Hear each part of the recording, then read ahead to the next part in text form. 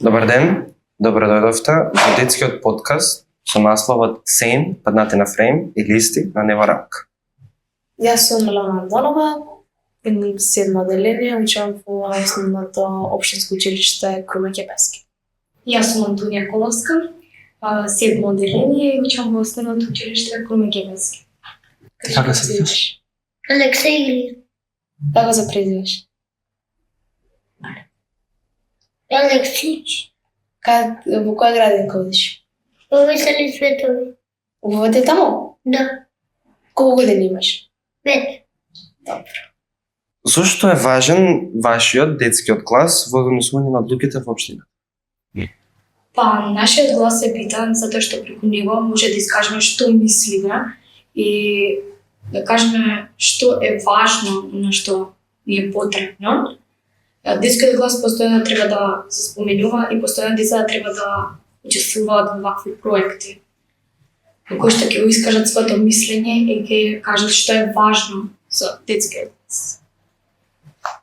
Дали мислите дека треба да имаме директен глас во одлуките кои што влијаат врз нас? Да, јас мислам дека треба да имаме, бидејќи сепак ние сме деца и треба да имаме свој глас и, например, можеме да влијаеме на реновирање на нашето училиште, бидејќи сепак учиме во него, на реновирање во паркови, бидејќи почесто да водиме ние децата во него и така натаму. Алексеј, ти какви паркови сакаш? Што сакаш во парковите да има? Трамполино. Трамполин. Топоган. Топоган. Голем? Да.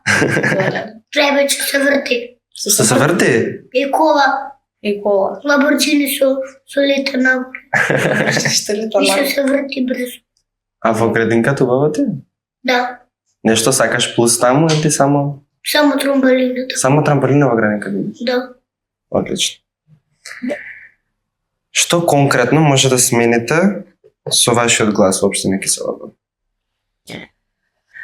Со нашиот глас може да премениме многу работи, како, например, парковите, училиштата, бидејќи не можеме да влијаеме на владата, бидејќи се уште сме малолетни, можеме да влијаеме на работите кои што се соодветни за нас. Антонија? Па да организираме некои еколошки акции, еколошки работилници во кои децата ќе може да се соберат и да се изјаснат што сакаат да прават. Да се еднаш во месецот барем да се чисти општината, да се садат дрва, растенија и така натаму. Дали мислиш дека ти имаш таму да можеш да кренеш своја работна акција во општината? Мислам дека ако се собереме повеќе би можеле да го изгласиме тоа и да се организираат такви еколошки акции. Дали мислите дека треба да има поголем простор каде што ќе може да се одржуваат повеќе културни настани во општина Киселова? Да, бидејќи сепак тоа е работа која што ги интересира повеќето деца, возрастните, каде што можат да гледат повеќе културни работи, например, филмови, така. Алексеј? Ти сакаш голема бина да се направи каде што живееш? Каде што ќе можеш да гледаш представи од градинка, каде што ќе можеш ти да играш на представи од градинка? Да. Така отворени филмови. Кој тој милен парк во Киселова? Тој ще има една лиска кафе. Но сакаш ти да имаш во парк.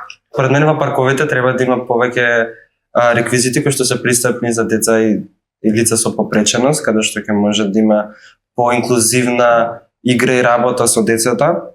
Би сакал многу повеќе отворени простори каде што ќе можеш со помош на својата имагинација или фудбал или друштвени игри да се играат на поголем отворен простор, да не биде се реквизити. И би сакал се на се да се средат парковите во Кисела вода, заради тоа што има премногу отпад, премногу несредени гранки, треви и така натаму. Антонија? Па, и јас би сакала да има повеќе фонтани во парковите, каде што ќе може, например, ако на некој има потреба од вода, да се послужи. Според мене во парковите треба да има, например, како да се каже, одцепи нешто, бидејќи во многу повеќето паркови нема лизалки за деца, сите знаеме дека тоа нив ги интересира. Да има почесто да се реновираат парковите, бидејќи има секакви деца и кршат све можено таму. Исто да има, како што кажа мати, да има справи кои што се обезбедени за децата со посебни потреби, за да можат и тие да има да играат. Мислиш ли дека треба да има и паркови кои што се за деца повеќе од тинеџерска возраст, каде што ќе можат да искочат, а да не биде се со лизгалки, со лиешки, туку повеќе да биде како слично на градскиот парк? Да, бидејќи сепак и тие се деца и те сакаат да уживаат во нивните години. И јас мислам дека би требало да има такви паркови кои ќе што направат клупи, масички, за да може да излетуваат децата. Каде би се изградил овој парк? Според мене на некое поголемо место за да биде сепак поголемо. Според мене на некое отворено место би можело, каде што ќе можат слободно да се чувствуваат. Ти сакаш голем парк за шетање? Дали се плачете на вечер во паркот? Тука можам да зборам за сите ученици и деца од Кисела вода, која што сите имаме, и не само деца и возрастни, сите имаме еден ист проблем. Ова го спомнавме и на прошлиот состанок, каде што бараме не од сега, туку од претходно, подолго време бараме дислокација на болницата за наркозависници, каде што се лекуваат. Според мене не е безбедно за децата, заради тоа што не е безбедно. До некој степен, заради тоа што многу од тинеџерите, многу од постарите генерации сакаат да излегуваат до покасно, да бидат до подоцни часови надвор, каде што најчесто се шетаат луѓето кои што се лекуваат таму или пациентите. Но исто така многу од медицинскиот отпад што е произлегува од болницата е расфрлан низ парковите и училишните дворови, каде што најчесто малите деца како Алексеј си играат, чепкаат и не дај Боже може да дојде до некаква инфекција или зараза. Јас не се осеќам безбедно, особено во Кисела вода, бидејќи како што кажа мати, има секакви луѓе што прават буквално се и многу од нас децата се плашат, мислам, дека така да се каже. Дали мислиш дека кучињата скитници или кучињата што се низ Кисела вода представуваат проблем? Па, јас мислам дека представуваат проблем и би било добро да има некоја организација која што таквите кучиња ќе ги собере, за да може граѓаните во општина Кисела вода да се чувствуваат безбедно, а исто така и децата. Да не се плашат кога одат во општината. А ти се осекаш ли безбедно во општина Кисела вода? Во Кисела вода ми се допаѓа тоа што да е безбедна за многу од децата, конкретно ние тинеџерите, заради тоа што многу од луѓето меѓусебно се познаваат, иако е една од поголемите општини. Ми се допаѓа тоа што има многу безбедни паркови кои што се нубаво отворено место, но не се директно на улица или на главна улица.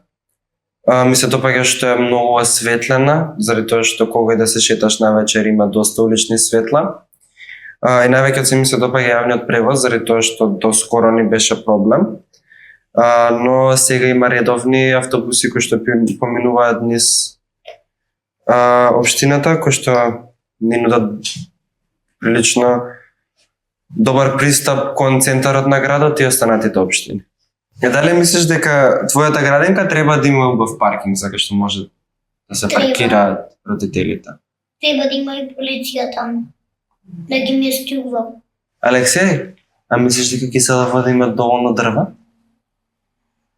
Има доволно. А сакаш повеќе или не?